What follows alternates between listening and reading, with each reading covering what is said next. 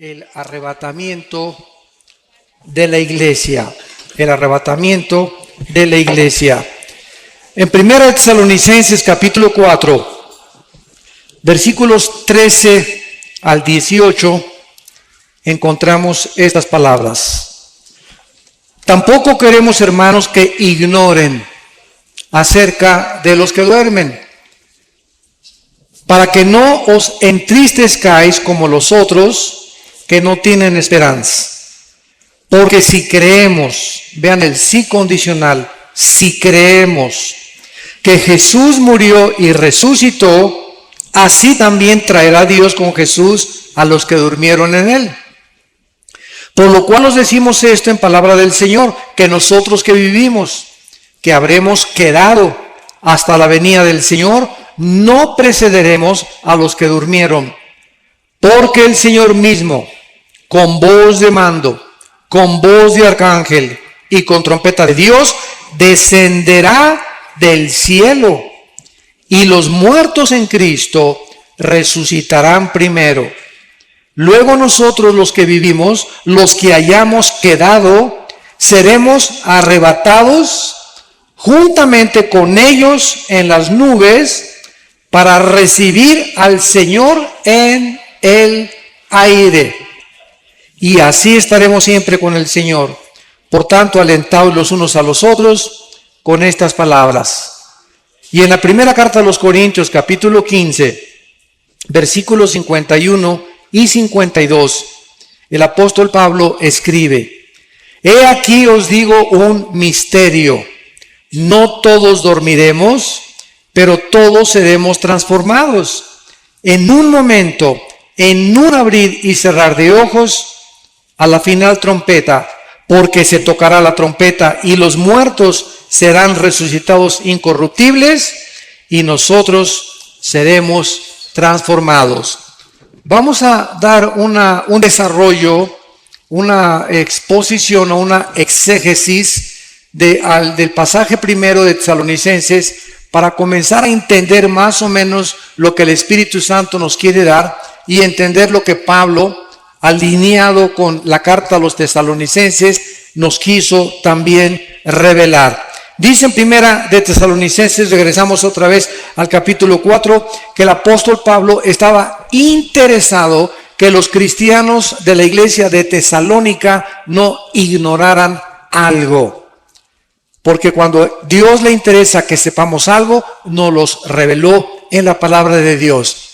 Los tesalonicenses estaban tristes porque se estaban muriendo muchos hermanos, vivían la persecución de los romanos desde luego, y pues muchos de ellos no tenían la Biblia como la tenemos nosotros completa. Entonces sabemos que en Latinoamérica, principalmente, no sé, en Colombia, en México, cuando alguien se muere, hay veces que hasta 6 meses, 1 año, los parientes se visten de negro. Las mamás se visten de negro, las abuelas se visten de negro y guardan luto, así se llama luto, así dicen luto aquí también. Luto 6 meses o 1 año. Y llore al muertito. Y hay veces que te encuentras a personas que perdieron un hijo hace 3 años o 5 años y siguen tristes, siguen acongojadas, siguen con mucho dolor interno. Esto no puede ser así con los hijos y las hijas de Dios. Porque si creemos ahora, si no crees en la resurrección, pues vas a seguir llorando durante 10 años. Pero cuando alguien se muere cercano a nosotros, hay una mezcla de dolor, porque somos seres humanos, y es bueno llorar, es terrible no llorar, porque puede desatar una depresión peor todavía. Entonces, bueno, es sano psíquicamente llorar, pero no llorar 1 año, o más de 3 o 4 meses. O tal vez, ¿verdad?, de vez en cuando tienes algún recuerdo de un hijo, de una hija, de tu esposo, ex esposa y salen las lágrimas, no hay ningún problema. Pero estar constantemente en estado de tristeza es contra la salud mental, porque es terrible psicológicamente y además es una manifestación tremenda de incredulidad a la resurrección de Jesucristo. Entonces Pablo, con estos antecedentes, dice: no quiero que ignoren acerca de los que duermen. La palabra dormir, como lo vamos primero a demostrar, no significa que estamos en estado inconsciente en la muerte. Hay una secta que se llama los Testigos de Jehová. Ellos sí enseñan eso. Y vamos a demostrar con la Biblia a continuación de que en el momento que morimos, inmediatamente estamos o en la presencia del Señor. Los cristianos y los no cristianos descienden al centro de la tierra, donde se encuentra todavía el infierno, para esperar que pase los 1000 años del reino milenial de Cristo y resucitar, Apocalipsis 20 del 11 al 15, para el juicio del gran trono blanco. Entonces, hay varias resurrecciones en la Biblia. Cristo es la primera persona en la Biblia en resucitar sin volver a morir. Antes de Cristo, Él resucitó a varias personas, a Lázaro, pero Lázaro volvió a morir. Por eso se le llama en Colosenses el primogénito entre los muertos, el primero en su género, que ha resucitado para jamás morir. Porque en cuanto murió, dice Romanos 6, al pecado murió de una vez para siempre. Vayamos a Génesis 35 y veamos y demostremos con la Biblia a dónde se va el alma y el espíritu, o qué es lo que pasa en el momento de la muerte. La Biblia es el único libro que nos revela de qué forma tan maravillosa hay vida después de la vida, y que nuestros seres queridos que ya partieron están, que Riviera Maya, ni Hawái, ni la costa francesa, están en un lugar de descanso, tranquilos, aleluya, gloria a Dios. Y vamos a ver como a la mitad de la conferencia que nos están diciendo a nosotros, apúrense.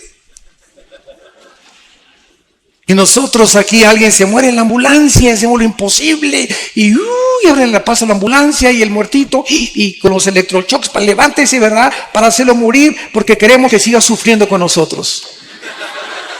Esa es la que decimos en México, esa es la neta. Es la realidad. Si supiésemos que el morir es ganancia y que el morir es el final de la vida terrestre, pero que después de la muerte, para eso Cristo vino al mundo, para vencer la muerte y decirnos, yo soy la resurrección y la vida. Juan 11, 25 y 26. Y si ustedes creen en mí, ustedes van a volver a resucitar igual que yo lo hice. Si Cristo no hubiera resucitado, no hubiera cristianismo.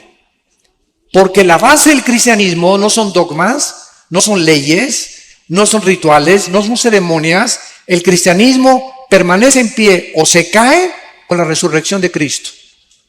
Es la base, la piedra angular del cristianismo, que su fundador volvió a vivir de entre los muertos. En Génesis 35, versículo 18, dice, y aconteció que al salírsele el alma. En la traducción la nueva versión internacional que le dije que es una de las peores, dice el suspiro. Imagínense nada más.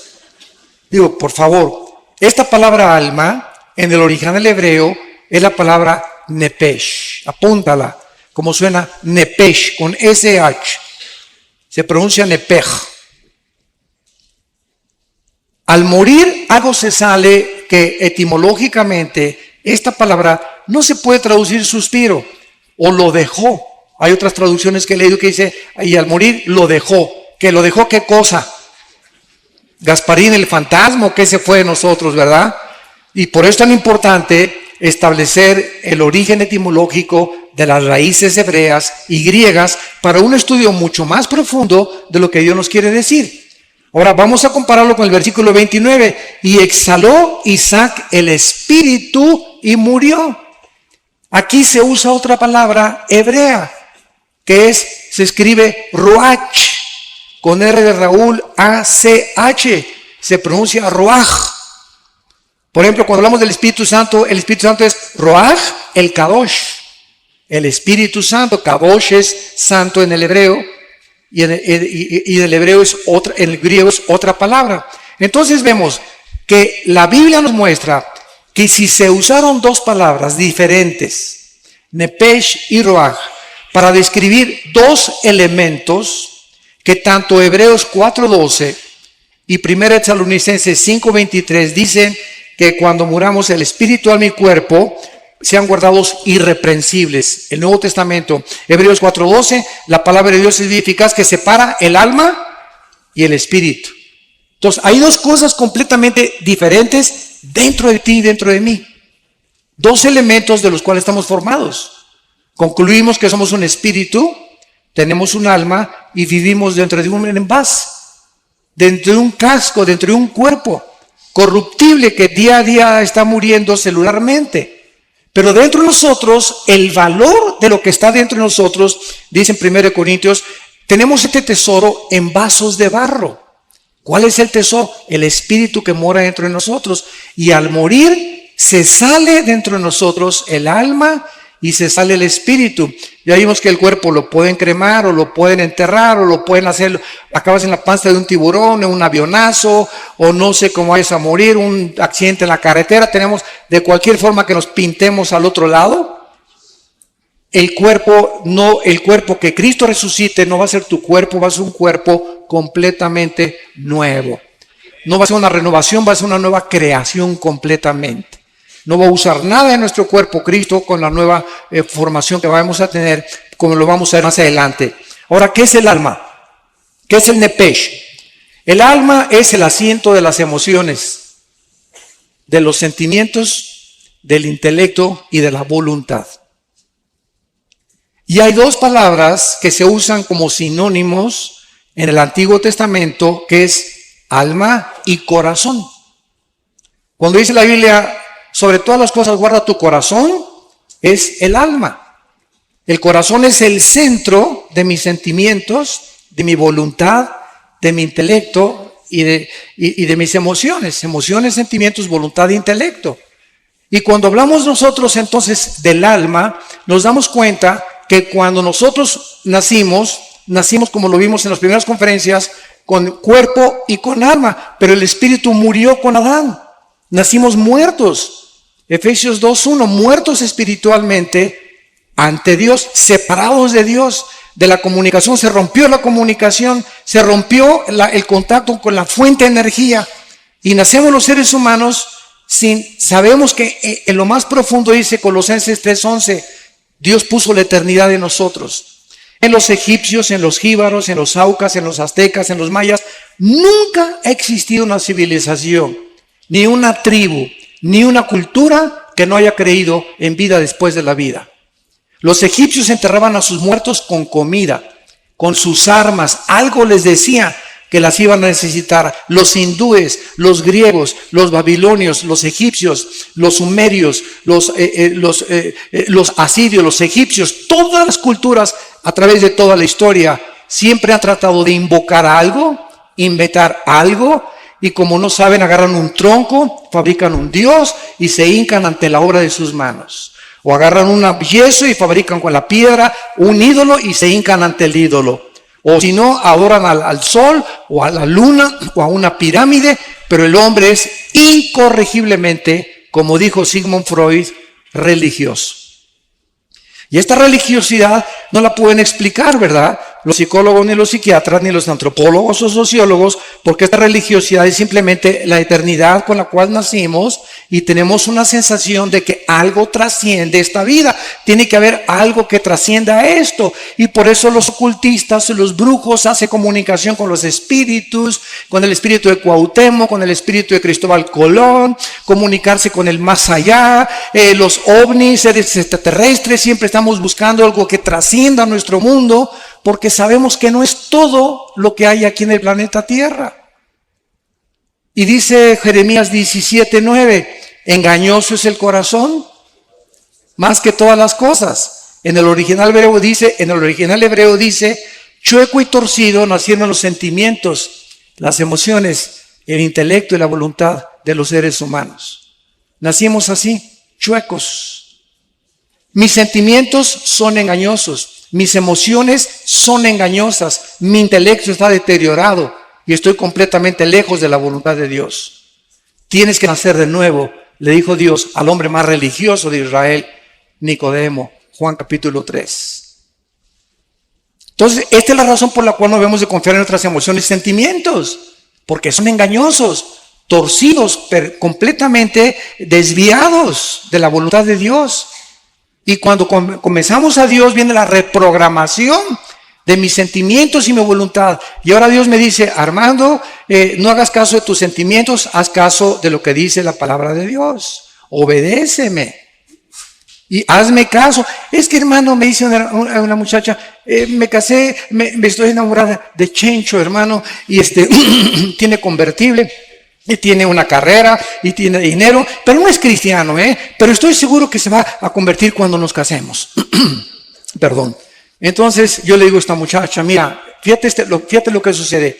Cuando una persona cristiana viola la palabra de Dios porque cree que los fines justifican los medios o porque cree que son puros pretextos y se casa con una persona que no es cristiana, en ese momento el bien está haciendo y queda empoderado debajo del mal. Porque cuando el bien se pone bajo el mal aprisiona al bien. Y pierdes la brújula del Señor y tú acabas convirtiéndote en la religión de tu esposo. O acabas siguiendo las cosas de tu esposo. ¿Por qué? Porque desobedeciste a Dios. Y Dios no puede ser burlado. Cuando tú haces un negocio y haces socio del 50% de tus acciones a una persona que no es cristiana, estás violando 2 Corintios capítulo 6. No os unáis en yugo desigual con los incrédulos. ¿Qué comunión tiene la luz con las tinieblas? Y cuando me uno a las tinieblas, el mal derrota al bien. El bien solamente puede derrotar al mal mientras permanece de lejos. Alguien me ha dicho, ¿y por qué Cristo se juntaba con los pecadores? Pero se juntaba para hablarles de Cristo, por favor, para hablarles de la salvación, para llamarlos al arrepentimiento, no para echarse unas chelas con ellos. Ni para brindar con tequila de México, ¿verdad? Entonces es muy diferente. Entonces, si tú tienes un amigo que es no cristiano y es tu mejor amigo, tu mejor amiga, te va a acabar jalando y te va a acabar influenciando, porque dice en Jeremías que ellos se conviertan a ti y no tú a ellos. Entonces, si tienes una persona que no es cristiana, es para estar hablando de Cristo y traerla a Cristo. Y si ella te rechaza y te dice, no, ¿sabes una cosa? No vuelvas a salir con esa persona. Porque salgo contigo para hablarte del Señor y para tratar de hacerme tu amigo, para ganarte para el reino de Dios. Pero si hay un rechazo continuo a esa persona que tú consideras tu mejor amigo o mejor amigo hacia las cosas de Dios, ten mucho cuidado porque Dios te puede abandonar. En el sentido no de que pierdas la salvación, sino que pierdas el poder para atraer a esa persona y esa persona te va a jalar al pecado, tarde o temprano. ¿Qué es el espíritu? El espíritu es la parte inmaterial del ser humano, apúntala, a través de la cual conocemos, adoramos y servimos a Dios. Juan 4:24, porque Dios es espíritu. Entonces, a Dios se le tiene que conocer solo a través del Espíritu Santo. Si ninguna persona en esta mañana o en esta tarde no tiene al Espíritu Santo, aunque te pongas en flor de loto, meditación trascendental, budismo zen, y te vayas a un parque, te concentres, etcétera, etcétera, te estás comunicando con espíritus malignos que te van a engañar. Cristo dijo en Mateo 11:25 al 27, nadie conoce al Padre sino el Hijo y aquel a quien el Hijo lo quiera revelar. ¿Quieres conocer a Dios? Nadie puede conocer a Dios sin antes conocer a Cristo, porque es Cristo el que nos da a conocer al Padre. Es imposible conocer a Dios sin Cristo primero, porque Cristo lo vino a revelar y Él es el que nos lleva al conocimiento del Altísimo y del Señor de los cielos y de la tierra. Muy bien, una vez que vemos esto, nos damos cuenta, ¿verdad?, que entonces se sale al morir el alma y el espíritu. Ahora vayamos a Apocalipsis, capítulo 6, y veamos dónde están los que salieron de sus cuerpos, si están dormidos o roncando. Nada de eso. Apocalipsis 6, versículo 9 al versículo 11. Cuando abrió el quinto sello, vi bajo el altar, en el cielo, Juan veía, con sus ojos que tenía abajo o con sus ojos espirituales. Juan, cuando subió al cielo, su cuerpo se quedó abajo, ya lo vimos, Porque la carne y la sangre no pueden dar corrupción. El Espíritu del capítulo 4 dice, oyó una voz que dijo, sube acá, y subió al cielo. Se desprendió, se salió de su cuerpo y fue en el Espíritu al cielo. Y en el cielo vemos que el Espíritu tiene ojos que no son físicos. Y cuando tú eres cristiano, comienzas a adquirir ojos espirituales y oídos espirituales y lengua espiritual. Dice 1 Corintios 2 que hablamos palabras acomodando lo espiritual a lo espiritual. Oímos los que dijo Cristo, el que tenga oídos, oiga. Oídos espirituales se refería a él. Y el que tenga ojos, que pueda ver. Entonces, en el cielo, los ojos que operan no son los ojos físicos, sino los ojos espirituales. Y Juan los que están en la otra vida pueden ver. ¿Y qué cosa fue lo que vio Juan? Las almas bajo el altar de los que habían muerto como mártires. Tal vez fueron los que mató el anticristo. Y Juan los estaba viendo. Y no se puede ver algo que es incorpóreo, inodoro e incoloro. No son otra vez como Gasparín el fantasma. Algo vio Juan y tenemos un cuerpo intermedio, 2 Corintios 5, el 1 al 7, mientras se nos da el cuerpo resucitado, glorificado en la resurrección de los muertos. Entonces, si tú te mueres ahorita, te vas inmediatamente ausentes del cuerpo, presentes en el Señor, y mientras viene la resurrección, necesitas una cobija allá arriba. Necesitamos una manta, necesitamos algo, porque el alma y el espíritu siempre están vestidos por toda la eternidad. Dice el versículo 10, y clamaban a gran voz, las almas que han muerto pueden ver, pueden oír y pueden comunicarse en el cielo. La voz, las ondas sonoras viajan en el cielo, el sonido viaja en el cielo. Y estaban hablando y estaban cerca de Dios. Y Juan estaba oyendo y estaba viendo. El espíritu de Juan en el cielo no eran ni sus ojos ni sus oídos, eran ojos y oídos espirituales. ¿Y qué es lo que oía Juan? Que el Espíritu Santo nos reveló. Tan importante. Vean lo que oyó Juan de estas almas. ¿Hasta cuándo, Señor Santo y verdadero, no juzgas y vengas nuestra sangre en los que moran en la tierra? Las almas en el cielo están conscientes y están conscientes de los eventos que están pasando en la tierra. Nos ven, se asoman y saben lo que está pasando. Y están preocupadas, en este caso las que vio Juan, porque le están diciendo a Dios, Señor, siguen las guerras, la violencia, los secuestros, las violaciones, los robos, los crímenes, tanto desgracia, tantos cánceres. ¿Cuándo, Señor, se va a acabar todas estas cosas? Y ellos no estaban pidiendo venganza, estaban pidiendo una vindicación que es muy diferente. Se los voy a explicar. Porque muchos dicen, no, es en el cielo, estaban pidiendo venganza. Y una cosa es venganza y otra cosa es vindicación. Venganza es cuando tú quieres vengar algo que te hicieron y pagar con la misma moneda. Y vindicación es establecer la justicia. Les voy a dar el ejemplo. Un juez, si tú eres abogado lo vas a entender con más claridad. Un juez, cuando condena a un reo, el reo no le puede decir, usted me está echando 50 años de edad porque se están vengando de mí.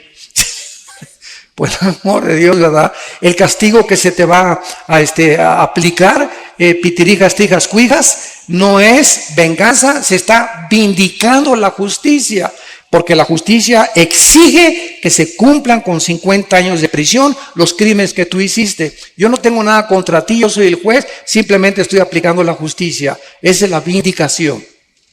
Cuando haces tú algo malo, cuando te hacen algo malo y tú no te vengas, Dios te vindica como vindicó a José con sus hermanos. Lo quisieron matar, lo vendieron a los mercaderes de Egipto y cuando él no guardó rencor ni amargura contra ellos, Dios vindicó a José. Y llegaron sus hermanos a hincarse delante de él, a reconocerlo que realmente José tenía un corazón santo y puro delante de Dios. Dios nos vindica tarde o temprano si nosotros seguimos el bien. Entonces, estas almas en el cielo estaban pidiéndole a Dios que por favor se apure. ¿Y ustedes tienen el mismo clamor? Yo por lo menos una vez a la semana, de veras le digo a Dios, cada vez que veo todo lo que está pasando en el Medio Oriente, el degollamiento de las personas, la decapitación, los crímenes, Mi esposa está en un ministerio que es de tráfico humano y mi esposa está involucrada en un ministerio que se llama Tamari, que protege a las mujeres que sufren violencia. Porque mi esposa fue abusada antes de casarse, ¿verdad? Y ella conoce lo que es eso y ella tiene esa carga de defender a las mujeres que sufren violencia intrafamiliar.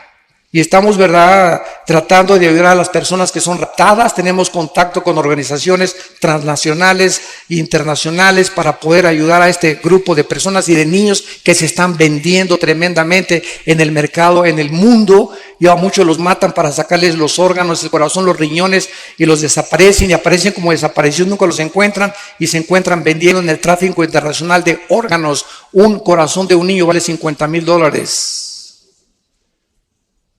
Un corazón de una persona de menos de 25 años de edad adulta vale $150,000. Por eso los trasplantes casi son imposibles, por el elevadísimo costo que te cuesta un trasplante de hígado, de riñón o de corazón. Y todo esto es en el mercado que se mueve alrededor del mundo. Entonces, a veces clamamos mi esposo y yo en la semana: Señor, ¿hasta cuándo? De veras llega un momento, ¿verdad? Ya, Señor Jesús, ya ven. Please, ya ven por nosotros. Ya acaba con todo esto. ¿Cuándo va a estar? El hecho de que Dios no haga nada ahorita no significa que no lo va a hacer. La Biblia nos revela que Dios tiene tiempo para vindicar a sus santos, para vengar la sangre que fue derramada desde Abel. Y el hecho que no lo haga ahorita es como un señor que me dijo un día: oiga, ¿Dios es todopoderoso? Claro que sí, amén, amén. Y si Dios es todopoderoso, ¿por qué no termina con el diablo de una vez? Y le contesté: ¿por qué comenzaría con usted? Así que dele gracias. Porque si Dios acabara con el mal, no tendría usted la oportunidad de arrepentirse. Pero Dios es lento en la misericordia y no quiere que ninguno se pierda. Y es por eso que ha extendido su paciencia. Porque aunque haya mucho mal, hay muchas almas que tienen que ser salvadas. Pero cuando se cumple el número, como dice aquí, versículo 11, se les dieron vestiduras blancas y se les dijo que descansaran un poco de tiempo hasta que se completara el número de sus consiervos y sus hermanos que habían de ser muertos como ellos. Entonces quisiéramos que Dios ya hiciera justicia, pero se nos olvida que a lo mejor tu abuelita sería el infierno, o tus hijos, si ahorita hiciera justicia, ellos serían el infierno. Y en la misericordia de Dios nos está dejando a nosotros, la iglesia, antes de que nos saque de este mundo el arrebatamiento, para que ganemos las almas. Los edificios, las esculturas, las pinturas, los títulos, 5 doctorados que tuviste, 5 licenciaturas, todo absolutamente el planeta Tierra será reducido a cenizas. Todo absolutamente, menos las almas. Es lo único que tiene valor en el mundo, las almas, por las cuales el Hijo de Dios dio su vida en una cruz. Y se nos manda a nosotros tener el corazón de Cristo y la mente de Cristo para vivir con compasión por las almas. Y que cada semana, yo no quiero que levante nadie la mano, desde que te convertiste, ¿a cuántas personas les has hablado de Cristo? Desde que te convertiste puedes llegar al cielo y decir: esa alma, yo me convertí por esa persona. ¿Habrá almas en el cielo que reconozcan que tú fuiste el instrumento de Dios para que ellos estuvieran arriba? ¿O te dijiste cristiano y llegabas a la iglesia y calentabas el asiento de tu iglesia y aleluya y gloria a Dios, etcétera, etcétera, y nunca hablaste de Cristo a nadie? Nunca te preocupaste por traer a nadie a Cristo. Nunca al mesero, al elevadorista, al lechero, a la humosa, a donde quiera que tú vas, podemos a tener la oportunidad de hablar del Señor. Porque somos testigos y para eso el Espíritu Santo vino a nuestra vida. Bueno, regresamos ahora a 1 Corintios, capítulo 15. Y una vez que hemos visto que después de la muerte no estamos dormidos en el sentido que estamos en un estado cataléptico e inconsciente, sino que estamos vivitos y coleando en la presencia del Señor, en el cielo inmediatamente.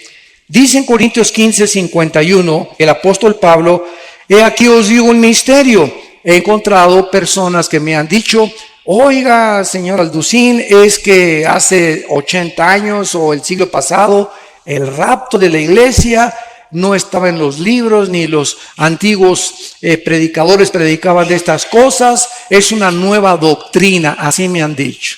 Es una nueva doctrina. Les digo, cabezas de melón y de calabaza. Por eso Pablo dijo, les digo un misterio. Pablo, el rapto era un misterio que no se conocía en el Antiguo Testamento. Solamente se conocía la resurrección, pero no que iba a haber una generación que tal vez seamos nosotros, que no vamos a morir, que no vamos a gustar lo que es la muerte. De repente, ahorita saliendo, a lo mejor nos vamos todos, se queda la ropa, el anillo, todos los guaraches, los calcetines, y nos vamos al cielo y el mundo se queda. Desaparecieron millones de cristianos.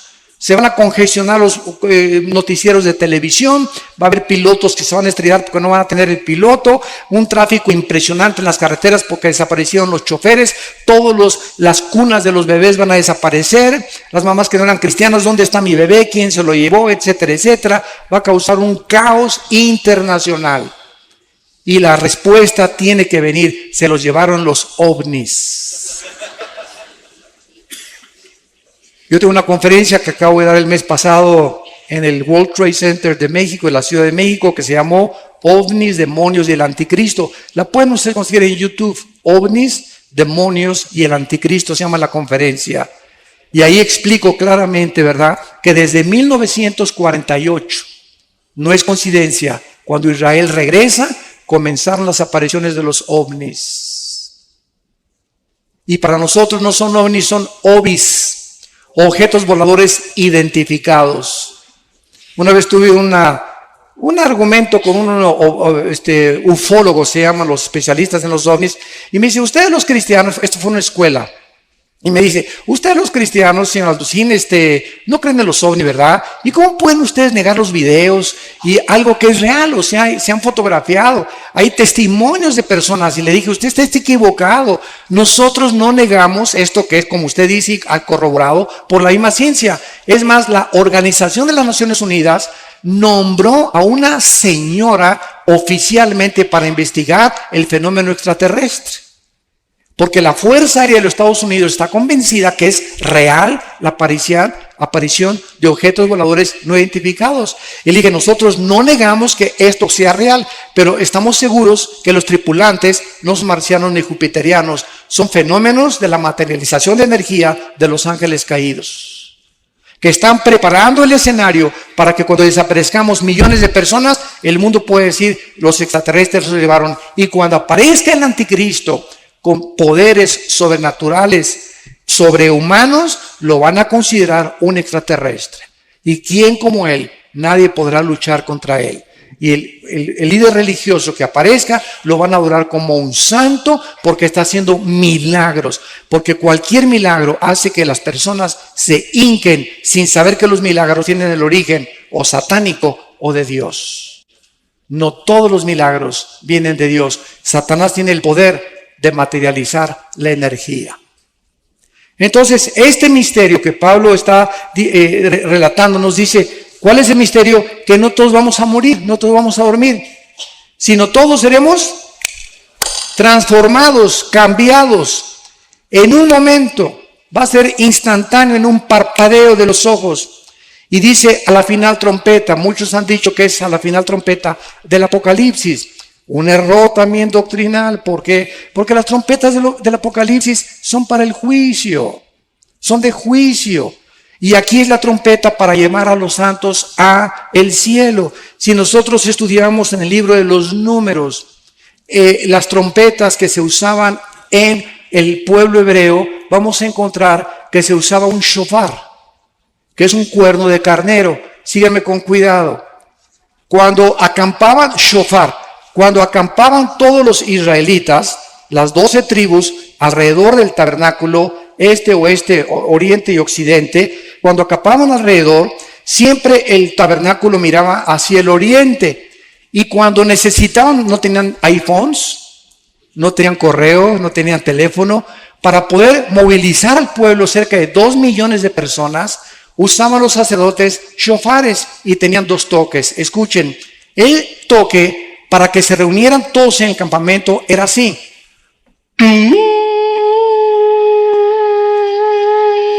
Seguido, sin parar. Y cuando era una emergencia, córranle, empaquen las cosas porque nos vamos, porque el enemigo nos ataca. Era... Cuando era intermitente, era de emergencia. Y la trompeta que se va a sonar es la de Yom Teruah, la fiesta de las trompetas. Porque Cristo cuando vino cumplió 4 fiestas y faltan 3 que se cumplan. Las 7 fiestas de Israel están relacionadas con Jesucristo. Y las 3 que faltan son las de las trompetas, la de Yom Kippur y la de los tabernáculos. Los tabernáculos las vamos a cumplir en el milenio, pero faltan las trompetas. Y cuando venga Cristo en las trompetas es el arrebatamiento de la iglesia. Y las 3 fiestas que faltan caían en el mes de Tishri, que es el mes de septiembre. Tal vez por eso fue el ataque a las Torres Gemelas el 11 de septiembre. Los acontecimientos que han convulsionado al mundo han sido en septiembre. Ahorita se esperan las lunas de sangre en septiembre, etcétera, etcétera. Yo no estoy diciendo, le digan, el hermano dijo que en septiembre nos vamos. Tengan cuidado lo que oyen. Yo no estoy diciendo eso. Estoy diciendo que coincidieron las fiestas y que la final trompeta que se está estableciendo aquí Pablo se está refiriendo es la última trompeta de la fiesta de las trompetas. No puede ser la última trompeta de Apocalipsis porque esas son para juicio y estas son para... Dios nos está llamando y solo nosotros la vamos a oír. Así que acostúmbrate a lo que acabo de tocar ahorita. Ándale. Y por eso los shofares, ¿verdad? Tú vas a Israel y te venden los shofares y es dificilísimo tocar. Si la trompeta es difícil tocarla, más un shofar. Pero el toque es increíble. Nadie suena como el cuerno de un carnero o los shofares. Entonces, veamos ahora, veamos a Tesalonicenses y dice así la explicación. Primera de Tesalonicenses 4, versículo 15. Por lo cual os decimos esto en palabra del Señor, que nosotros que vivimos, los que habremos quedado cuando venga el Señor o hasta la venida del Señor, no precederemos a los que durmieron. O sea, si viene Cristo hoy en la tarde, hoy en la noche, a las 10 de la noche, vamos a suponer, antes que nosotros seamos arrebatados, van a resucitar todos los que murieron de Pentecostés a nuestros días. Los santos del Antiguo Testamento van a resucitar hasta la segunda venida de Cristo. ¿Cómo lo sabemos? Vean lo que dice el versículo 14. Porque si creemos que resucitó, murió y resucitó, traerá Dios con Jesús a los que durmieron en Él. Hasta Pentecostés fuimos colocados en el cuerpo de Cristo. Estamos en Efesios, dice, en Él. Dice Romanos 6 que fuimos sepultados con Él, identificados en su muerte, en su sepultura, y cuando Cristo resucitó, resucitamos con Él. Estas son cosas que la mente humana no puede captar. Es tremendo espiritualmente, pero Dios nos considera ya sentados con Cristo, reinando con Cristo posicionalmente, aunque en la práctica tenemos que seguir luchando contra el pecado y contra las enfermedades. Entonces, solamente desde Pentecostés se formó la iglesia y desde Pentecostés los que reciban a Cristo estamos en el cuerpo de Cristo mediante el bautismo del Espíritu Santo. Los otros cristianos o fieles que murieron antes de Pentecostés van a resucitar hasta la segunda venida de Cristo. Daniel 12, versículo 2. Muchos los que duermen en la tierra serán despertados, dice muchos, no todos, unos para vida eterna, otros para confusión perpetua. Y aquí está hablándole Dios, el ángel a Daniel, acerca de los que mueran en la tribulación. Ahora, cuando nosotros resucitemos, ¿quién fue el primero en resucitar? Cristo, después seguimos nosotros. Vean cuántas resurrecciones va a haber. Después de nosotros van a resucitar los 144,000.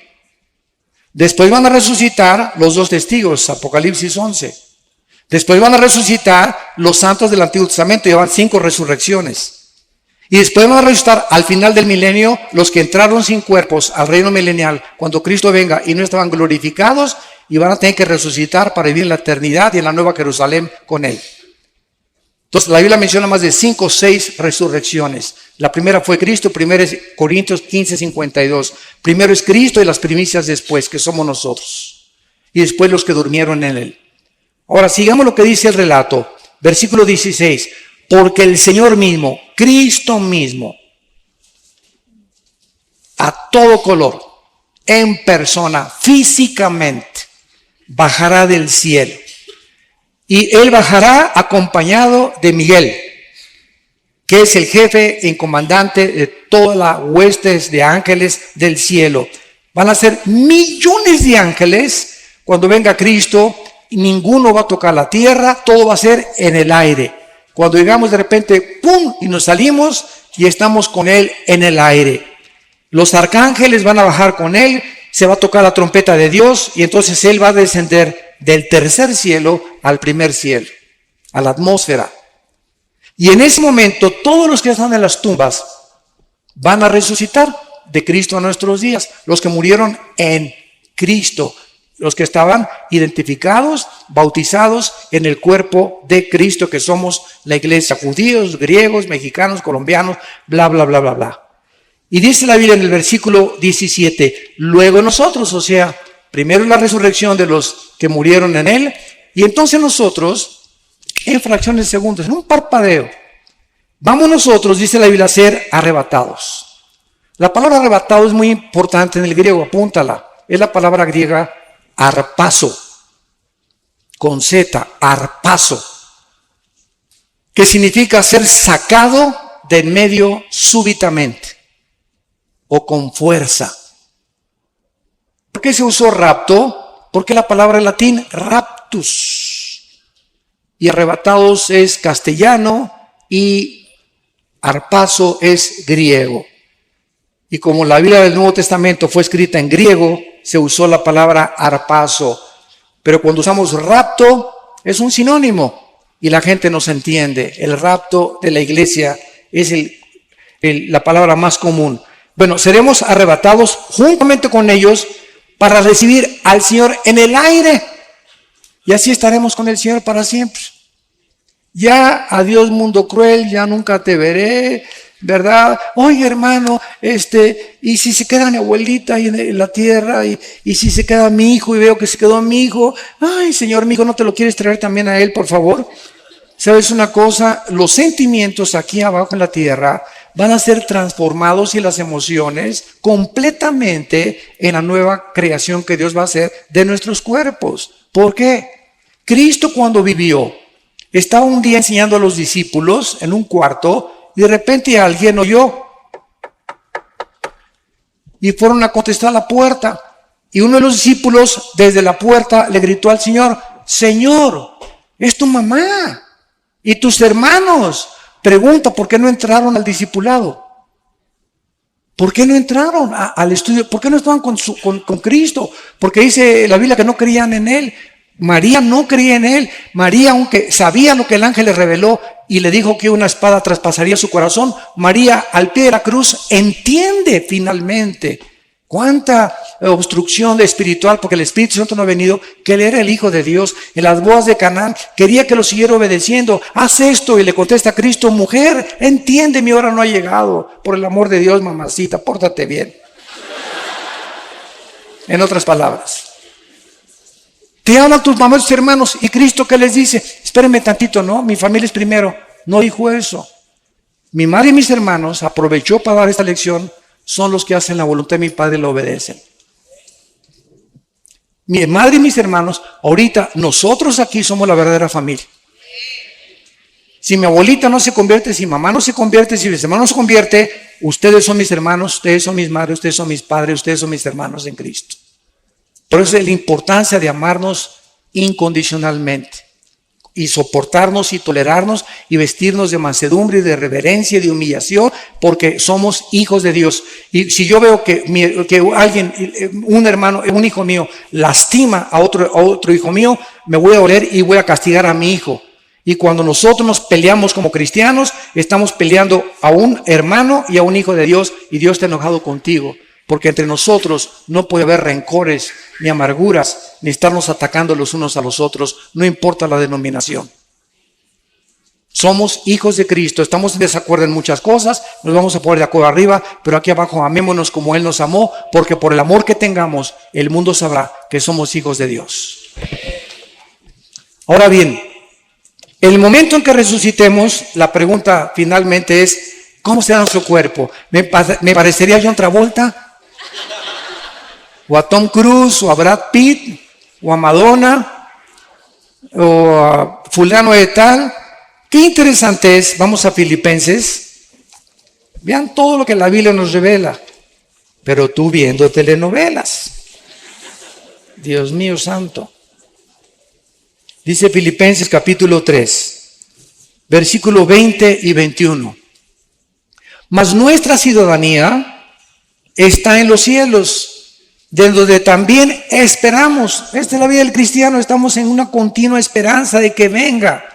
Estamos esperando al Salvador, al Señor Jesucristo, el cual transformará, o sea, cambiará completamente nuestro cuerpo de la humillación nuestra para que sea semejante, igual al cuerpo que cuando Cristo resucitó tenía después de haber muerto en la tumba en Jerusalén. Para que nuestro cuerpo sea igual al cuerpo, con la semejanza, con las características que el cuerpo de Cristo tenía. Ahora viene la otra pregunta para terminar. ¿Cómo era el cuerpo de Cristo y qué características tenía? Número 1. Cuando Juan se acercó a la cruz, vio una gota de sangre mezclada con agua que salía del costado de Cristo. Porque los soldados romanos, sobre todo los centuriones, que eran los jefes de los soldados, tenían la obligación de jamás bajar a nadie de ahí cuando tuvieran el 100% de seguridad que había muerto. Porque ahí de ellos, si bajaba alguien todavía estaba coleando, ¿verdad? Tenían que asegurarse que estaba completamente muerto. Entonces el centurión, como no le golpearon las piernas a Cristo, ni le rompieron las piernas, que era la costumbre de los crucificados, les rompían los meniscos de las piernas para que se colgara el cuerpo y murieran. Si no habían muerto, se morían de asfixia.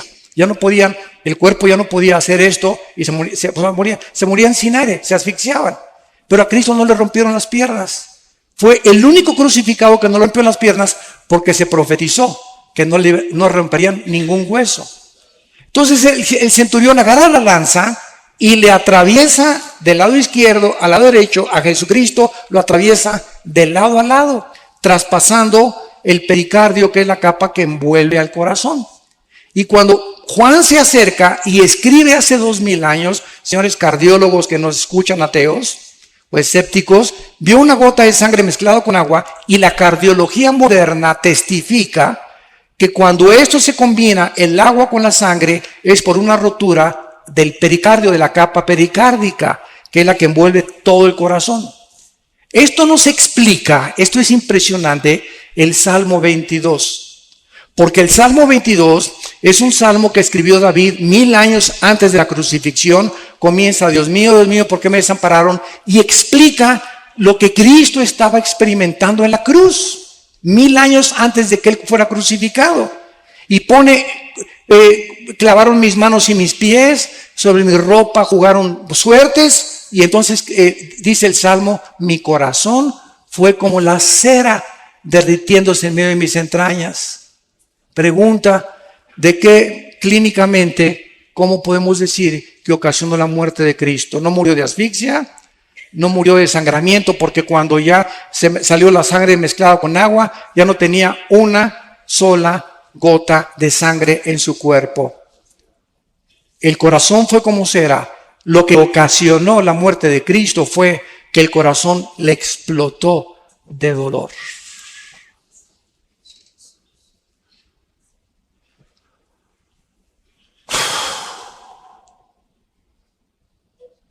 Cuando nuestros pecados fueron puestos sobre su cuerpo, el santo, hecho más sublime que los cielos, no lo pudo tolerar ni soportar, ser separado de su Padre. Y eso fue lo que provocó su muerte física.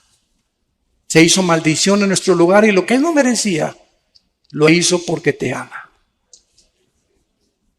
porque dio su vida por ti.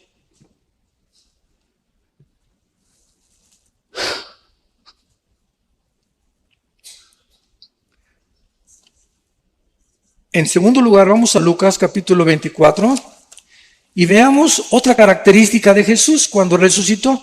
Esto es también muy interesante. Dice Lucas 24. Estamos viendo nuestro cuerpo, igual al de Cristo, ya no va a funcionar con la circulación de la sangre. Ahorita nuestros cuerpos necesitan la sangre porque la vida, antes de que se descubriera la circulación de la sangre, en Levíticos 17:11, 3000 años antes de que se descubriera, señores médicos, la circulación de la sangre, la Biblia decía, la vida de la carne está en la sangre. Y es interesante que la palabra vida, ahí en Levítico 17:11, sea la palabra hebrea nepesh, que es alma. Escuchen, el alma está en la sangre. El alma se transmite en la sangre. Por eso la sangre de José no podía ser transmitida a María, porque hubiera sido un alma pecadora, la del Hijo de Dios. Dios tenía que poner el cromosoma Y en María para que el Hijo de Dios naciera sin pecado, transmitido por la infección del ser humano. Entonces no vamos a tener sangre, vamos a estar regidos por otras leyes fisiológicas. Dice en Lucas 24, versículo 36, mientras ellos hablaban de estas cosas, aquí estamos viendo a los judíos, a los discípulos, apóstoles, ya caminando, todavía Jesucristo ya había resucitado. Jesús se puso en medio de ellos y les dijo, paz a vosotros, shalom, shalom, shalem, tranquilos, calmados, mantengan la serenidad interior. Es lo que la palabra shalom abarca como 10 traducciones la palabra shalom en el hebreo. Es un estado de bienestar, de tranquilidad, de seguridad, de esperanza, donde no eres perturbado por nada. Puede el mundo estar temblando, puede caer el petróleo, pueden caer los billetes de dólares, puede haber una guerra, pero tú estás completamente como un pajarito junto a una cascada inmensa. El pajarito está dormidito, ni pío, pío, pío hace, porque sabe que la cascada nunca llegará a él. Esa es la paz que sobrepasa todo entendimiento. Estar en medio del huracán y de los problemas, pero sabemos que estamos seguros en las manos del Señor. Para siempre.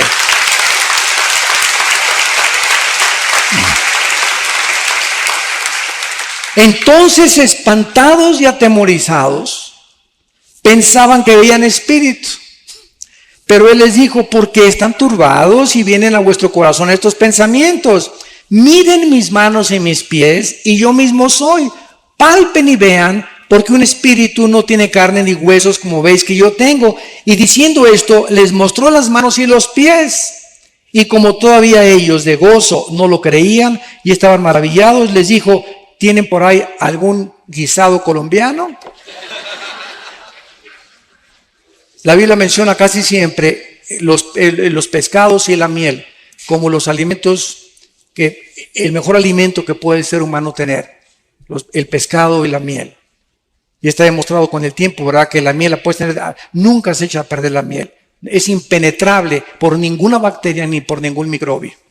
Bueno, haciendo a un lado esto, vemos que el cuerpo de Cristo no tenía sangre. Al mismo tiempo, el cuerpo de Cristo era un cuerpo que se materializaba y se desmaterializaba a voluntad. Podía atravesar las paredes y podía ser tocado, y tocaban algo sólido los discípulos. Y en tercer lugar, nuestros cuerpos nuevos vamos a seguir comiendo. Adán, antes de pecar, comía. Entonces, y dice en Apocalipsis 22 que habrá el árbol de la vida en la Nueva Jerusalén. ¿Por qué? ¿No se han preguntado esto? El árbol de la vida aparece en Génesis 2 y en Apocalipsis 22. Nada más, el árbol de la vida. Antes del pecado, participaban del árbol de la vida. Y después del pecado, dejaron de participar del árbol de la vida. Ahora participamos del árbol de la vida, que es una representación de Cristo. Pero cuando muramos con cuerpos ya glorificados, vamos a participar del fruto que Adán rechazó. La pregunta es ¿por qué? Porque Dios nos muestra que aún resucitados y eternos con Él, jamás seremos dioses. Siempre dependeremos de Él. Ningún ser humano será autónomo jamás en toda la eternidad y ni jamás tendremos la deidad. Porque Dios es el único que existe con el Padre y el Espíritu Santo. Entonces, esta es la cuarta. Y la última característica está en Hechos capítulo 1. Hechos capítulo 1. Dice la Biblia que ya al final, cuando ya Cristo se apareció a más de 500 personas durante cerca de 40 días en Jerusalén y los alrededores, entonces ya llegamos al momento de la ascensión, cuando ya Jesús deja el planeta Tierra y ya no vuelve a regresar, más que cuando se le aparece a Juan para que escribe el Apocalipsis. Y dice Hechos capítulo 1, versículo 9, y habiendo dicho estas cosas, viéndolo ellos, fue alzado. De repente estaban con él y de repente comenzó Jesús a violar la ley de la gravedad. La ley de la gravedad ya no operaba en el cuerpo resucitado de Cristo. Vamos a tener como cuarta característica que vamos a poder volar. No sé cuántos de ustedes han soñado que vuelan. Siempre me sorprendo con la misma respuesta. Casi la mayoría hemos soñado que volamos. Yo tengo como 3 o 4 meses que ya no sueño que vuelo. Pero por lo menos 2 o 3 años, así de repente sueño no con la capa roja, ¿verdad? Ni con la S aquí, ni con la camiseta azul, sino que de repente así me dirijo y bajo, etcétera, etcétera, y me transporto. Esto es interesante porque nunca se habían preguntado ustedes que si Cristo cuando regrese va a morar en Jerusalén y el planeta Tierra ya no va a haber mar, el mar va a desaparecer y el planeta Tierra va a seguir teniendo naciones, como dice Apocalipsis 21 y 22, ¿cómo entonces nos vamos a ir si México no es México, va a tener otro nombre? Los que estemos aquí en este lado occidental, ¿cómo iremos al oriente una vez al año? Si no va a haber aviones, no va a haber motores de gasolina, no va a haber absolutamente nada, vamos a regresar a la agricultura, vamos a regresar completamente, pero ¿cómo vamos a ir de año en año? Caminando nos tardaría quién sabe cuántos años en llegar a Jerusalén, pues vamos a ir volando. De repente atravesamos, ¿verdad? Todos cientos de millas o de kilómetros y estamos en Jerusalén y regresamos a casa otra vez. ¡Qué bendición tan grande! ¿Y tú que querías ser Superman?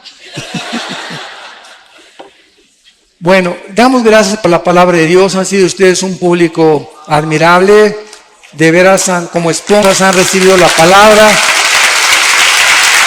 Gracias por sus vidas. Muchas gracias. Las preguntas, ¿verdad? Una ronda de preguntas rápidas, doctor Alducin. Pregunta, quisiera saber si la Biblia admite la presencia de extraterrestres en la Tierra. ¿De quién? Extraterrestres. Dice, toman como evidencia la construcción de las pirámides y de Machu Picchu, entre otros. Bueno, esos extraterrestres son los ángeles caídos, que han dejado su huella, ¿verdad? ¿Quién les dio esa sabiduría a los mayas para poder hacer lo que hicieron con los calendarios, sin computadoras, sin calculadoras, sin telescopios?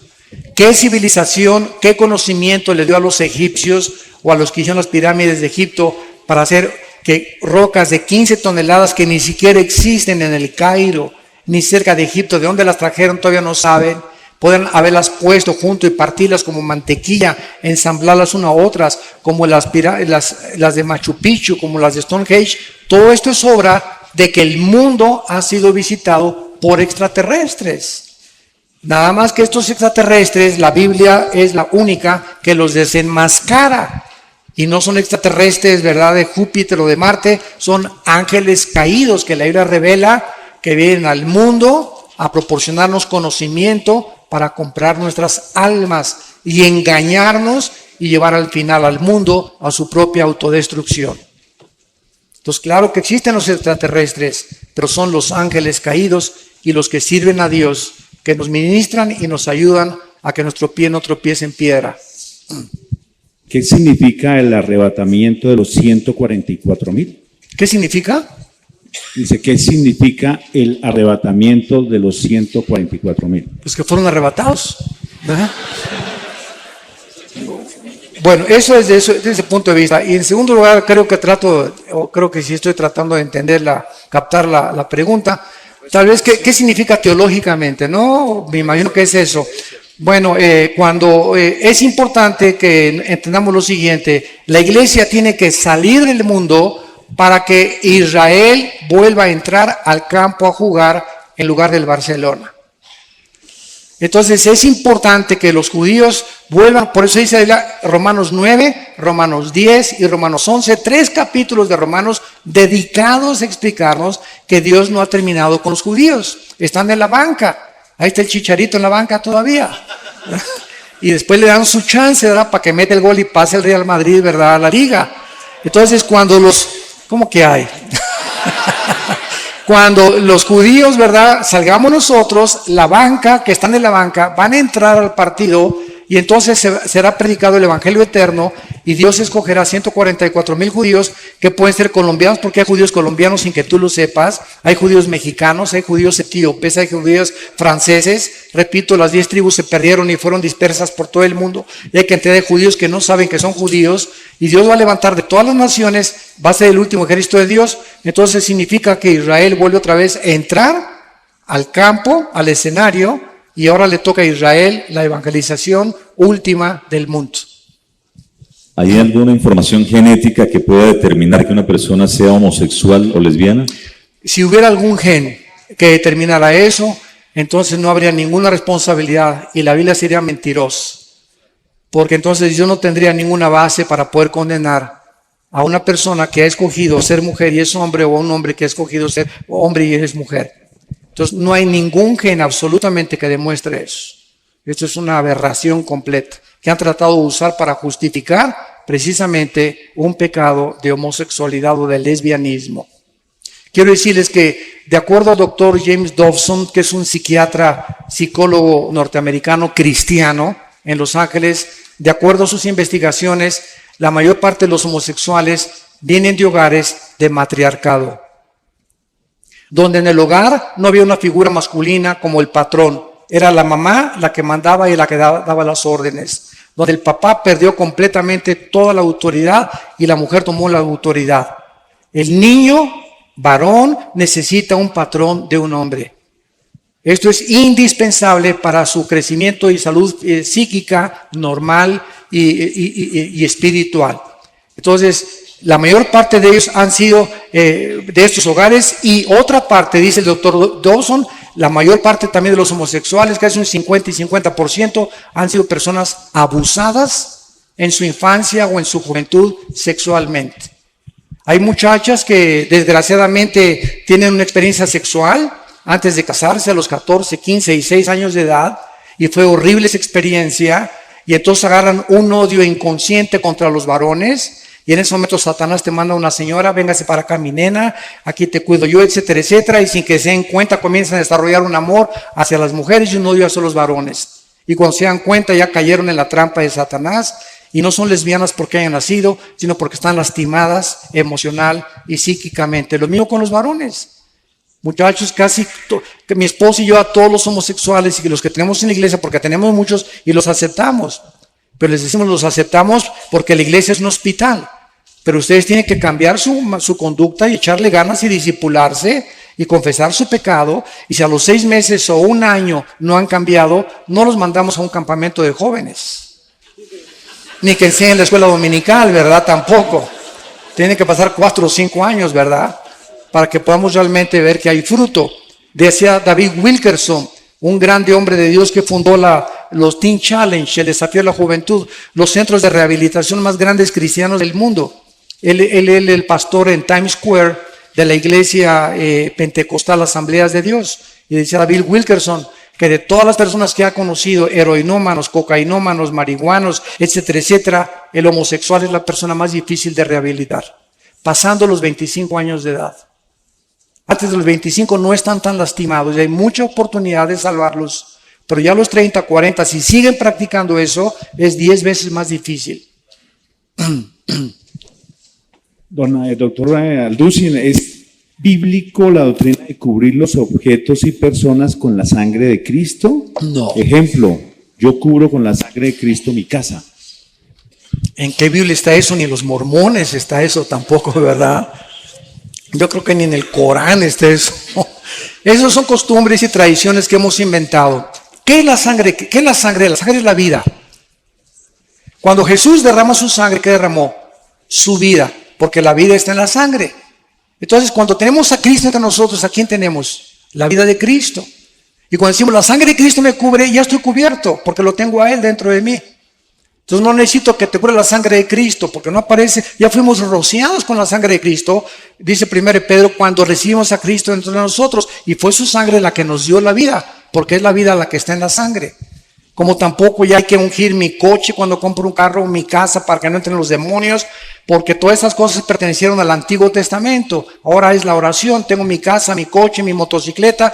Padre, te encargo mi casa, reprendemos todo espíritu de aquí. Esta casa es usada para la gloria de Dios, mi carro es para la gloria de Dios. Guárdanos de choques y accidentes, pero estar ungiendo las cosas perteneció al Antiguo Testamento porque el aceite era un símbolo del Espíritu Santo. La única parte que se usa el aceite en el Nuevo Testamento es en Santiago 5, unjan a los enfermos y los líderes y la oración de fe salvará al enfermo.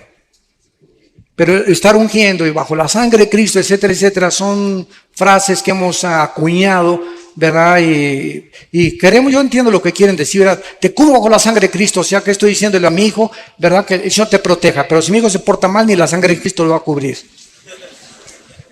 Entonces no es mágico esto. Casi es como el agua bendita.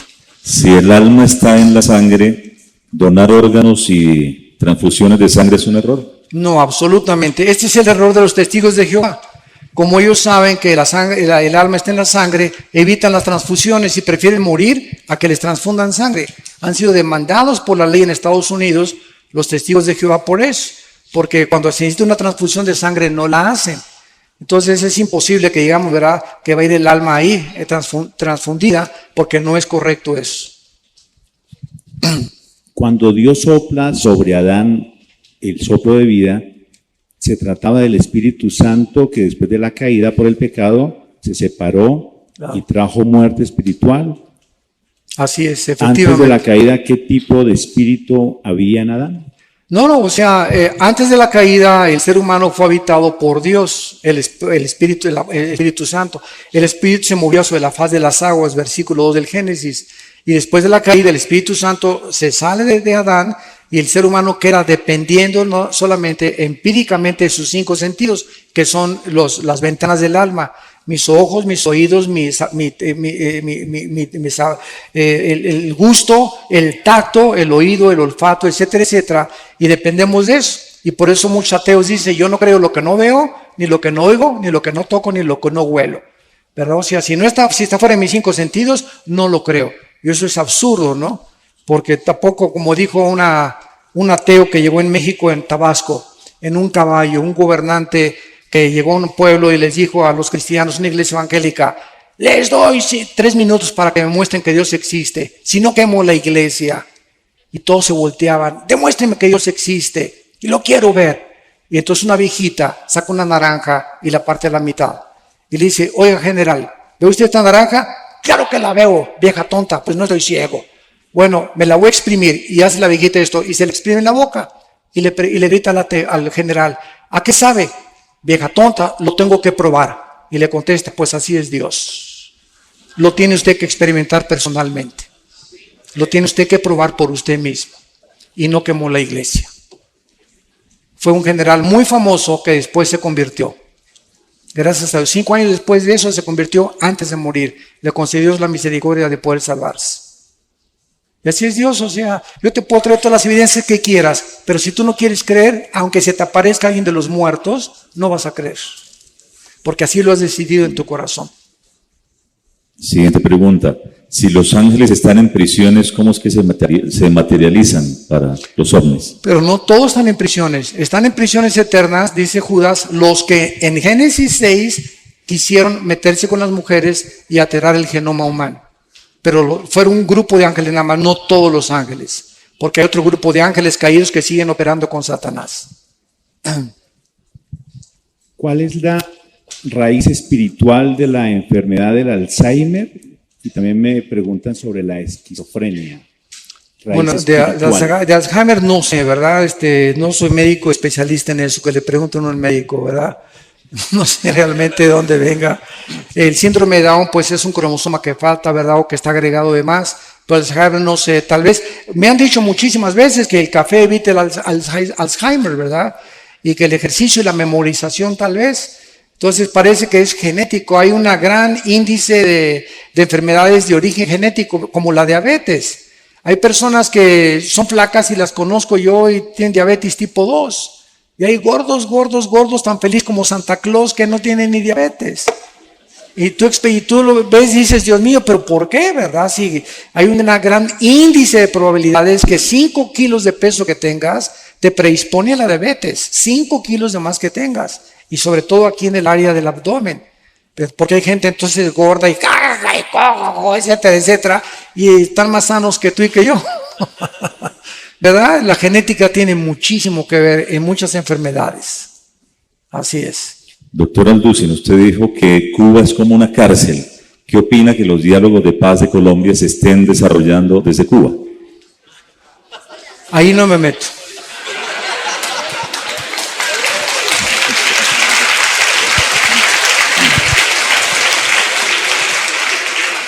No me meto porque estoy en un país que no es mi país, no sé las intenciones del gobierno actual colombiano y no puedo juzgar así porque no estoy muy inmiscuido ni profundizado en este problema político ni con las FARC tampoco. Entonces, disculpen, no puedo opinar en algo que no tengo la suficiente información, ¿verdad?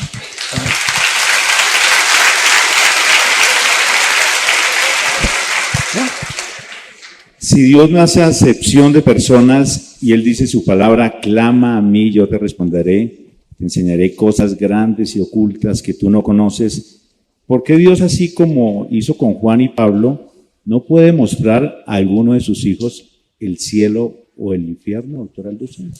Porque Dios no está interesado, otra vez, ¿verdad? Dios no está interesado, dice la Biblia que lo amamos sin conocerlo, en 1 de Pedro. Entonces, el justo por la fe vivirá. No es por la vista, es por lo que oímos y lo oímos por la palabra de Dios. Entonces, si nosotros vemos, ya no es fe. Pero si creemos lo que no vemos, Romanos capítulo 4, entonces verdaderamente estamos justificando que somos hijos de Dios. Porque la fe es la certeza de lo que se espera. La fe está relacionada con el futuro, con algo que no veo.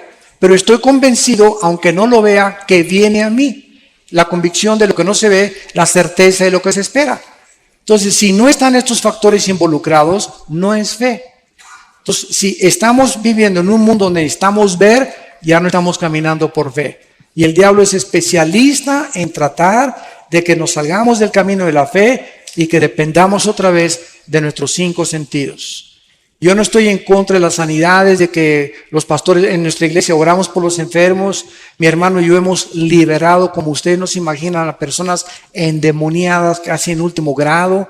Hemos oído a los demonios cómo nos han hablado y nos han maldecido, etcétera, etcétera. Es un mundo que es real, que si ustedes lo vieron y son ateos o agnósticos, se dan cuenta que esto no es una paranoia en un enfermo psiquiátrico, son entes trabajando dentro de seres humanos y de animales, y oramos por los enfermos también, pero sabemos que dentro de la soberanía de Dios, a Él le agrada sanar a unos y a otros dejarlos enfermos.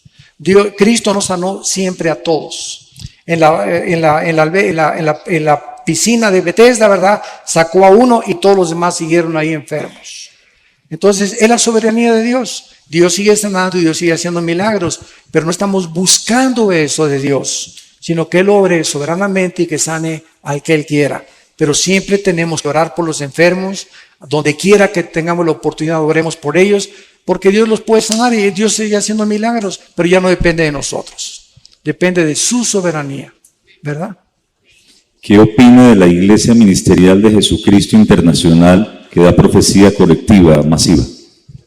¿Cuál es esa? ¿La de José Luis Ramírez? ¿Que él dice que es Dios? ¿O cuál es esa? No sé cuál es. Mira, no, eso es un movimiento político. Dice que dan profecía colectiva y generalizada. ¿Pero es evangélica o dentro de qué está clasificada? Cristiana. Si es cristiana no me meto, no quiero criticar a nadie, ¿verdad? No sé nada, no estoy informado, no sé por qué oran, por qué no oran, qué profecías dan, etcétera, etcétera. Lo único que sabemos es que si alguien está profetizando lo que va a suceder, no es un profeta de Dios. Porque el profeta ya no es el que anuncia cosas futuras, sino el que habla para edificación, exhortación y consolación. 1 Corintios 14:2. Muy bien. ¿Hay otra pregunta? Cuando se nombró al actual o se eligió al actual Papa, cayó un rayo en el Vaticano. ¿Esto fue alguna señal? Esa es de Darío. Yo elegí a mi esposa. Esto no es una coincidencia, que haya exactamente caído en la cúpula de San Pedro, el momento en que esta persona estaba ahí, ¿verdad?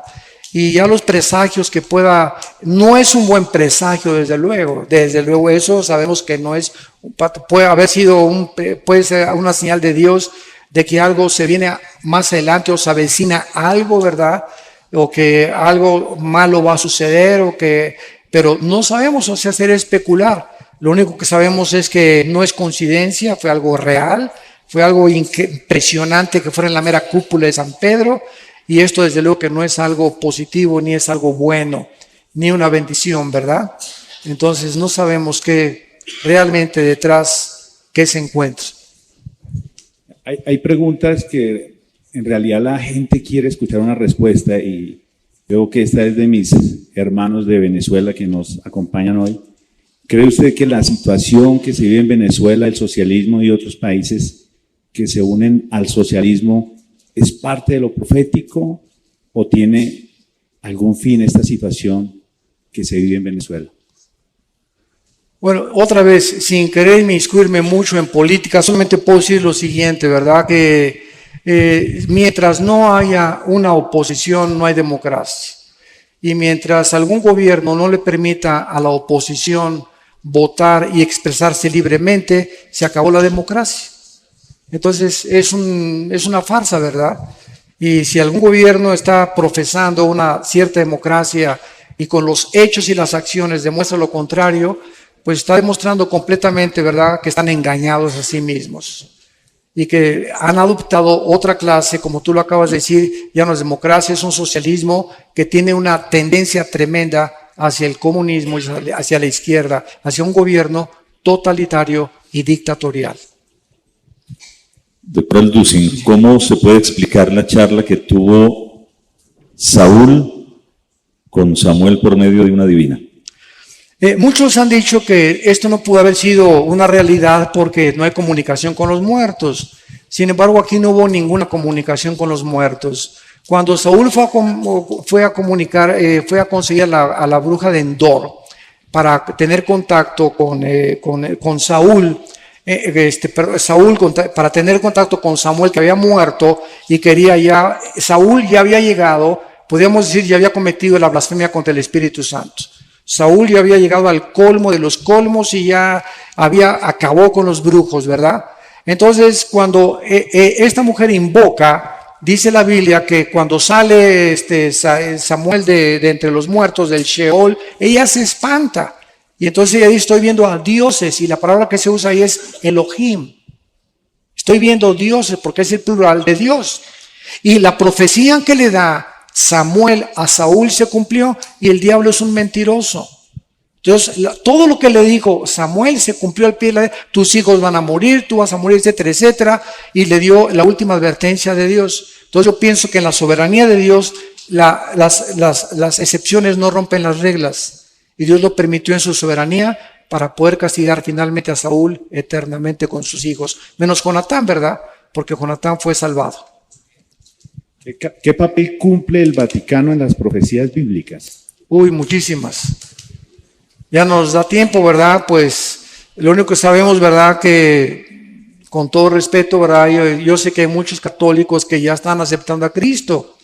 La Biblia fue cerrada por el Vaticano en el año 375, cuando el emperador Constantino dice que se convierte y absorbe el cristianismo como religión oficial. Esto forma parte de la historia cristiana y lo podemos hablar.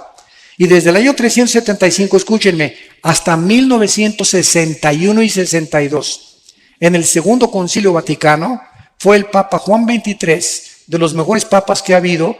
Es el primero en que comenzó a leer la Biblia, porque se fue prohibida por más de 1800 años.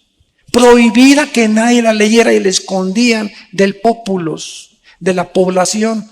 Y Juan 23 abre la Biblia y comienza.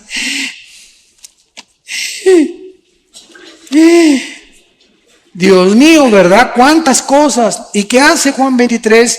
Comienza a ser iluminado en la soberanía de Dios, y Juan 23 comienza a quitar las imágenes, manda a quitar el latín de las misas y comienza a permitir que el pueblo lea la Biblia sin el imprimatur ni la autorización de un cardenal o de un obispo. Y desde la década de los 60 a nuestros días hay millones de católicos que, leyendo la Biblia, han recibido a Cristo como su Salvador. Y nos los vamos a encontrar en el cielo. Y hay muchos evangélicos que no nos los vamos a encontrar en el cielo. Aunque se llamaran evangélicos, van a estar en el infierno calientito, ¿verdad? Porque estamos llenos de personas en las iglesias evangélicas, y no por ser evangélico eres cristiano. O porque tu papá es monja, tu tía es monja, o porque tu papá es pastor, o porque tu tía es el cardenal de no sé dónde. Tienes que nacer de nuevo. Entonces, mientras tú no tengas una experiencia personal con el Hijo de Dios, tú no puedes estar seguro de tu salvación. Entonces, Dios es soberano. Ahora, claro que un católico que se convierte a Cristo tiene al Espíritu Santo y no tarda en salirse, porque Dios no nos llamó a la idolatría.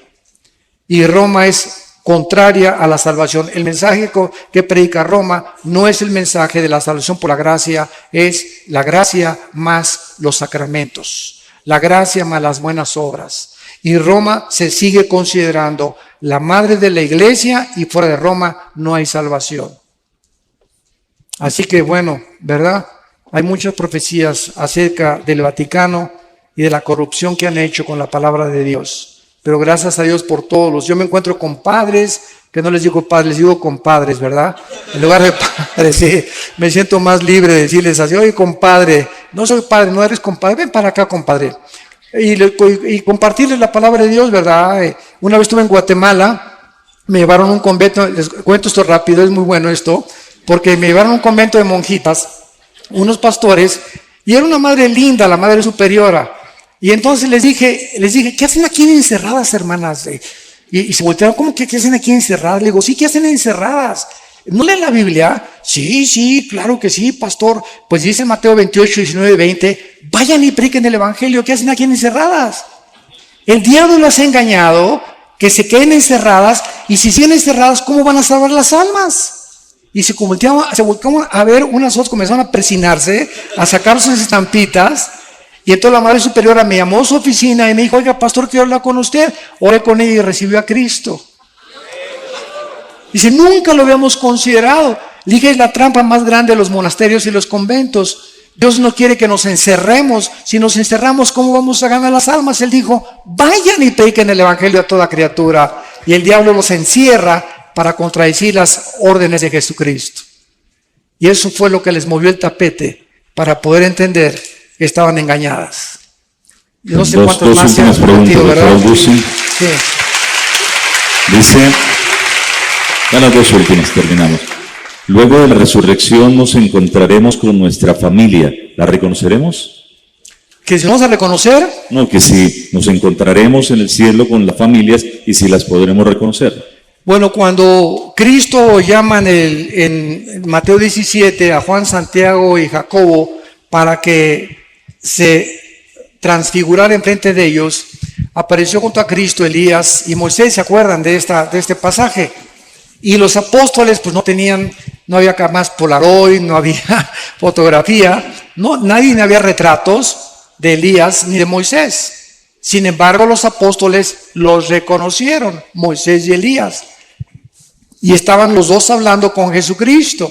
Y estaban tan emocionados, ¿verdad?, que ya Pedro quería hacer un tabernáculo para quedarse a dormir ahí. Y pues ya quedarse ahí, ¿verdad? Entonces nosotros vemos que la pregunta es ¿cómo los pudieron reconocer no habiendo ningún registro de Moisés ni de Elías físicamente? Y la respuesta es que el conocimiento espiritual se llama intuitivo. Entonces, por ejemplo, cuando Pedro en el capítulo 5 de los Hechos llega Ananías y Zafira, pregunta, ¿quién le dijo a Pedro que habían robado a Dios? ¿Quién le dijo? Pedro no tenía cámaras fotográficas, ni inspectores, ni satélites para estar inspeccionando la casa de todos los cristianos. Y al llegar a Ananías, dijo, ¿por qué vendiste esta heredad en tanto? ¿Por qué me vienes a engañar a mí? Estás engañando al Espíritu Santo. Y viene Zafira, la esposa, y caen muertos, y gran temor cubre a la iglesia. ¿Qué quiero decir yo? Que cuando vayamos al cielo, vamos a saber, ahí está Adán. Yo no sé ni cómo fue Adán, pero va a haber un conocimiento intuitivo, espiritual, que me va a decir, ahí ese es Pedro, ese es Adán, ahí está Moisés. Y ese conocimiento intuitivo lo estamos comenzando a experimentar ya aquí en esta tierra, como lo experimentó Pedro. Yo les digo una cosa muy sincera, sin ganas de gloriarme. Hay mucha gente a la que yo veo y siento en mi espíritu cómo son realmente en la realidad. Y siento, ¿verdad? Este es un hipócrita, lo que me está diciendo no es verdad, o esta persona oculta algo, o hay veces que veo personas con una mirada velada. O sea, yo le digo a mi esposa, ¿te acuerdas la pareja que conocimos hoy? Él oculta algo. Él no es como es, no es una persona sincera, tiene una vida doble. No sé qué sea, pero no es una persona transparente, porque la lámpara del cuerpo son los ojos. Es un conocimiento intuitivo que no se obtiene a través de leer ni de investigar, sino se siente en el espíritu. Y mientras más crecemos en el Señor, más sensibles nos volvemos al discernimiento de espíritus. Hermano pastor, ¿puede repetir el sonido de las trompetas? Se grabó, así cumpleaños. Por tu cumpleaños. Es muy bromista y yo lo llamo y le digo apóstol y me dice ¿qué querubín? Apóstol de apóstoles. Tanto, exacto, que el tema de la apostolitis. Así rápido. Yo no acabamos aquí ahorita con eso. No, un resumen. ¿Cuánto hay de tiempo? 2 minutos. ¿Sí?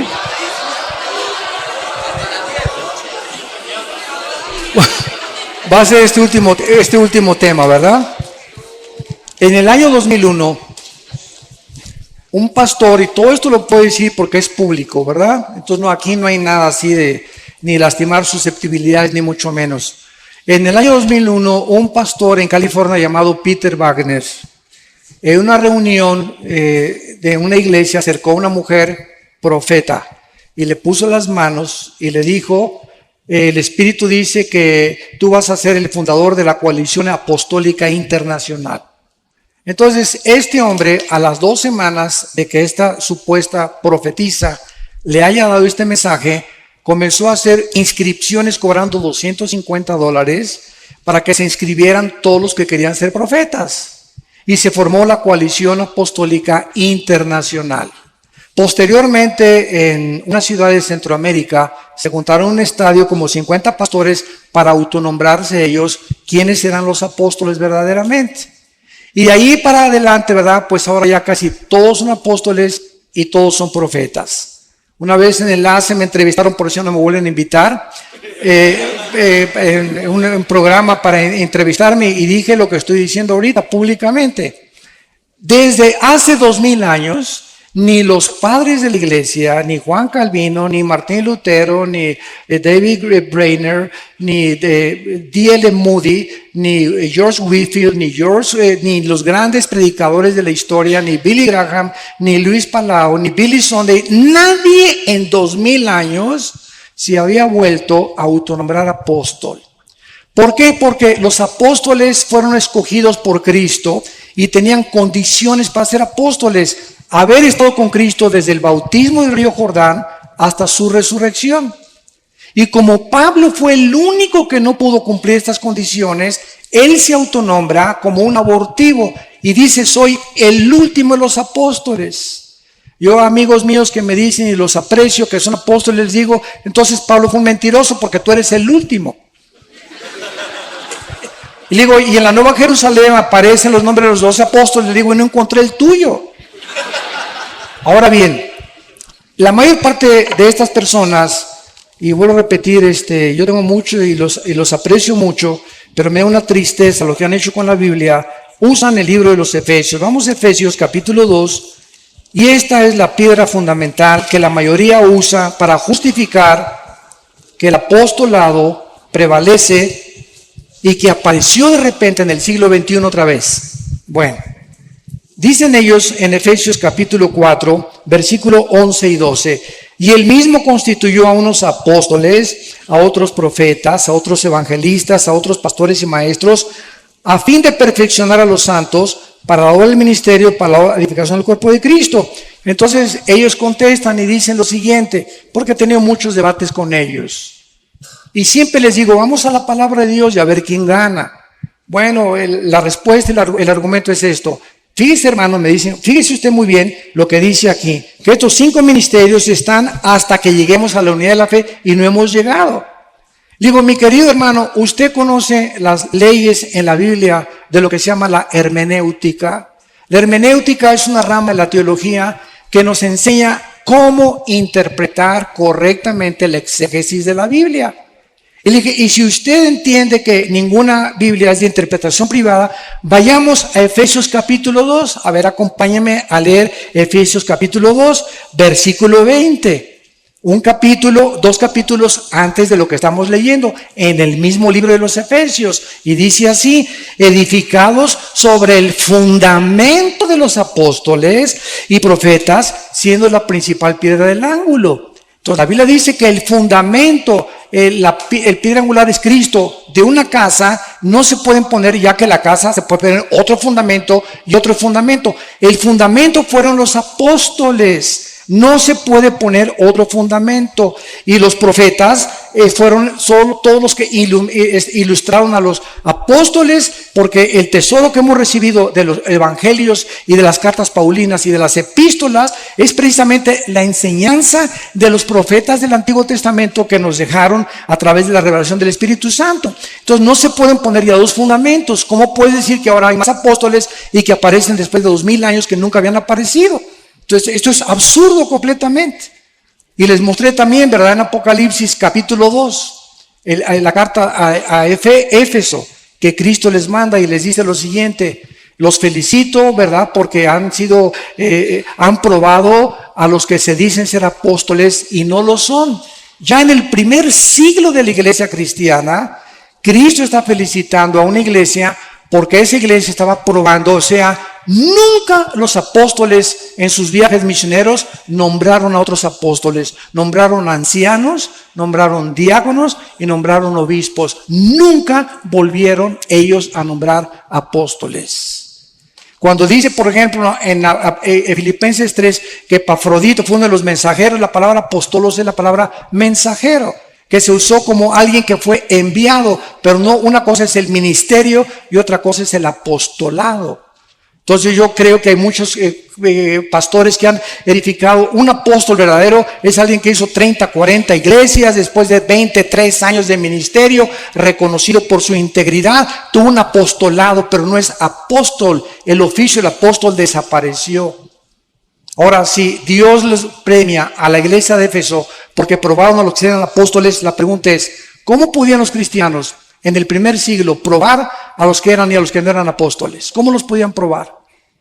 Si no era porque no había ya intención que hubiera sucesión apostólica. Los únicos que tienen sucesión apostólica es Roma y una secta que se llama la Luz del Mundo. Son las únicas sectas que tienen y nombran apóstoles. Y ahora en la época de la apostasía de la iglesia, en el siglo XXI, surgen los nuevos apóstoles. Virgen de la Macarena. Pastor, Bíblicamente no se puede ni sostener esto. Es imposible. por favor, Sí.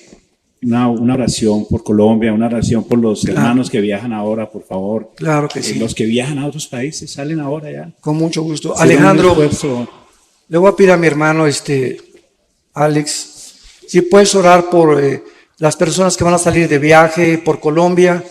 Nos ponemos de pie para orar esta oración y Claro, hermanos, despedirnos. vamos a ponernos de pie. Tome de la mano a su esposa o a su hermana que viene, algún familiar. Tómese de la mano y da muchas gracias al Señor por la obra del Señor en Colombia. Agradecemos a todos ustedes su atención, su apoyo, sus oraciones. Gracias por invitarnos, venimos con mucho gusto, sobre todo mi hermano Armando, a compartir. Venimos solamente de apoyo, acompañándole. Y nos ha dado también mucho gusto ver a muchos alumnos del ITI que tenemos aquí en Colombia. Y pues bueno, pues vamos juntos a pedirle al Señor, en el nombre de Jesús, también por estas peticiones. Dios, en esta hora te damos muchas gracias por estas conferencias donde tú nos has revelado, tú nos has mostrado, Señor, tu verdad. Señor, tu verdad es la que nos permite conocerte mejor. Tenemos un anhelo de proseguir, Señor, en esta obra, continuando, Señor, en tus pasos, siendo guiado por tu Espíritu en todo momento. Te doy muchas gracias por los pastores, sus familias, los líderes que han estado también en estas reuniones. Bendecimos a cada uno de los que también han participado. Esperamos, Señor, que tú continúes esta obra de acuerdo a tu promesa, que el que comenzó en vosotros la buena obra, la perfeccionará hasta el fin. Te doy muchas gracias por los organizadores, por cada participante, todos los edecanes, Señor, todos los músicos, todos los sugieres, todos los que tuvieron ministerios, Señor, en los libros, en la manera que ayudaron, apoyaron, lo hicieron para ti. Muchas gracias por sus vidas. Muchas gracias por Oscar, su equipo, Señor, por nuestro hermano David, todos los que participaron, que lo hicieron con todo su corazón. Te damos gracias por sus vidas, gracias por todos los que vienen de fuera, de otros países, de otras ciudades. Señor, pedimos que su salida, Señor, también haya bendición, que los protejas de todo mal, que lleguen con bien a sus casas, que en sus casas los puedan recibir también con el gozo de tu Espíritu Santo. Pedimos, Señor, que sigas bendiciendo la vida del ministerio de hermano Armando, su familia, Marta, sus hijos. Muchas gracias porque les has levantado, Señor, para usarles y edificar tu pueblo. Bendecimos tu obra, Señor, a través de ellos, y te pedimos que tú sigas permitiendo que Colombia siga abierto a tu palabra, que sigas tocando, Señor, al presidente, a su familia, cada gobernador, cada persona que está en eminencia. Rogamos por ellos, por los jefes de policía, que tú sigas tocando, Señor, al pueblo, para que se vuelvan a un encuentro personal, real, verdadero con tu Hijo Jesucristo. Esta noche podemos agradecerte, Padre, por ser tan bueno con nosotros. Gracias por haber provisto para poder estar en este tiempo juntos. Señor, te alabamos, te glorificamos. Dígale unas palabras a usted mismo, a Dios, de agradecimiento. Pídale por su necesidad en este momento. Te pedimos por nuestra esposa, nuestros hijos, nuestra familia. Guárdanos en esta unión en ti, Señor. Te bendecimos y te glorificamos a ti, el único Dios verdadero, y a tu Hijo Jesucristo, al que tú enviaste para morir en la cruz por nosotros.